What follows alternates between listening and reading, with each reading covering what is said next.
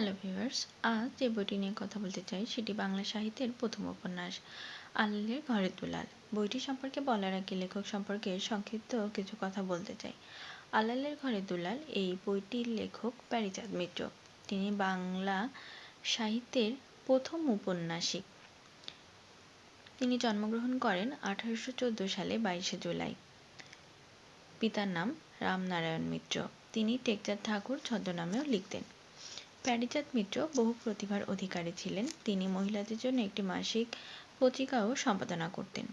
এবার বইটি সম্পর্কে সংক্ষিপ্ত করে বলতে চাই। আলালের ঘরের দুলাল উপন্যাসটি সম্পর্কে সংক্ষিপ্ত করে বলতে গেলে প্রথমেই যেটা বলতে হয়, উপন্যাসটি একটি সামাজিক পটভূমির উপর রচিত। নব্য শিক্ষিত ইয়ং বেঙ্গলদের কার্যকলাপ এবং পরিণতি গ্রন্থটির মূল প্রতিপাদ্য বিষয়।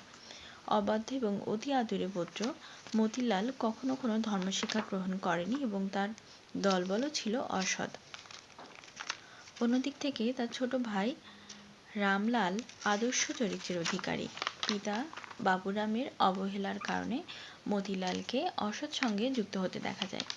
পরবর্তীতে পিতার মৃত্যুর পর মতিলাল যে প্রাপ্ত সম্পদ পায় তা স্বল্প সময়ের মধ্যেই নষ্ট করে ফেলে এবং নিঃস্ব হবার পর মতিলালের বোধোদয় ঘটে এবং তিনি সৎ এবং ধর্মনিষ্ঠ হয়ে ওঠেন। তবে এই বইটিতে উল্লেখযোগ্য যে চরিত্রগুলো আমরা দেখতে পাই সে তার মধ্যে অন্যতম ঠকচাচা,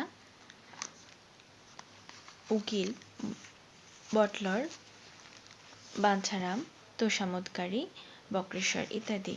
আলালের ঘরের দুলাল উপন্যাসকে সার্থক উপন্যাস বলা হয় না, তবে এটা বলা যায় এই উপন্যাসটি দিয়ে বাংলা সাহিত্যের যাত্রা শুরু। সুতরাং সেদিক থেকে বিচার করলে বলতে হবে কিছু তো খামতি থাকবেই। আজ এখানেই শেষ করছি। ভালো থাকুন, সুস্থ থাকুন এবং সাথেই থাকুন। ধন্যবাদ।